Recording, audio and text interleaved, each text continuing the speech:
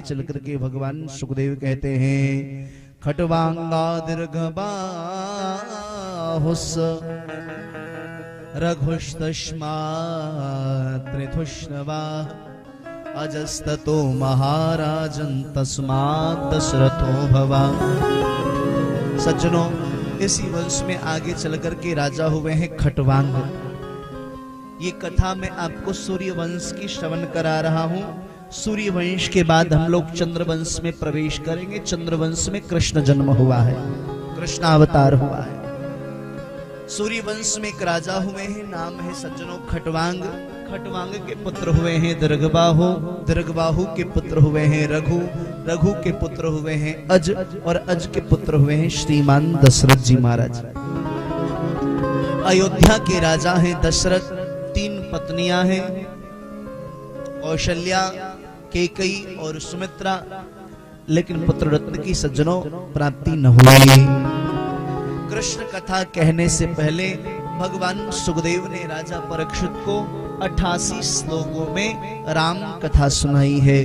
बोले कृष्ण कथा से पहले राम कथा क्यों सुनाया? बोले कृष्ण कथा लीला की कथा है और राम कथा मर्यादा की कथा है।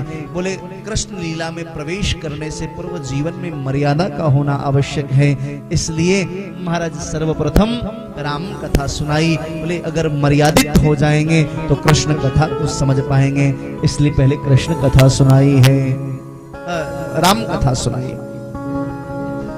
वृद्धावस्था आ गई, पुत्र रत्न की प्राप्ति न हुई। महाराज एक दिन किसी ने अपमान कर दिया दशरथ जी का। कहते इंद्रलोक दशरथ जी गए थे, जिस सिंहासन पर बैठे इंद्र ने उस सिंहासन को धुलवाया। बोले इस पर दशरथ बैठ करके गए, उन्हें संतान राजा हैं, जो बैठेंगे उनको अपराध लगेगा। सुन लिया दशरथ ने और रुदन करते हुए दशरथ जी महाराज पहुंचे अपने गुरुदेव वशिष्ठ के यहाँ। एक बार भूपति मन माही, भूपति मन माही, भैलानी मोरे नारी, भैलानी मोरे सुत नारी। महाराज गुरुदेव के पास गए, जाकर के आग्रह किया, सरकार क्या कोई पिंडदान करने वाला भी नहीं होगा? क्या कोई श्राद्धकर्म संस्कार करने वाला भी नहीं होगा? क्या कोई मुखाग्नि देने वाला भी नहीं होगा? क्या कोई तर्पण करने वाला भी नहीं होगा? महाराज गुरुदेव ने कहा चिंता क्यों करते हो, पुत्रेष्टि यज्ञ करो, पुत्र रत्न की प्राप्ति हो जाएगी। महाराज धीरे धीरे करके सज्जनों समय व्यतीत हुआ। समय सुंदर दिन तिथि मुहूर्त में यज्ञ प्रारंभ हुआ है। यज्ञ से साक्षात अग्निदेव चरु लेकर के प्रकट हुए। महाराज राजा दशरथ जी ने तीनों रानियों को बराबर बराबर भाग में चरु को बांटा है। बराबर बराबर भाग में चरु बांटा, बहुत ध्यान पूर्वक समझिएगा। कौशल्या को दिया, भगवती कैकेयी को दिया है। सुमित्रा को देने के लिए जैसे उद्यत हुए, अनंत आकाश से उड़ता हुआ एक पक्षी आया है और आकर के वह उस चरु को उठा करके ले गया है। सुमित्रा रुदन करने लगे। कौशल्या जी को दया आ गई। कौशल्या जी ने अपना आधा चरु सुमित्रा जी को दे दिया। कैकेयी जी को भी दया आई, उन्होंने भी आधा चरु सुमित्रा जी को सज्जनों प्रदान कर दिया। उसी समय भगवती सुमित्रा ने दोनों रानियों को वचन दिया, देवी आप दोनों रानियों के चरु के प्रभाव से मुझे यदि 2 पुत्र की प्राप्ति होती है, मैं वचन देती हूँ अपने दोनों पुत्रों को आपके दोनों पुत्रों की सेवा में मैं जीवन पर्यंत के लिए लगा दूंगी। प्यार से बोलिए जय श्री कृष्ण। सज्जनों आशीर्वाद देना है।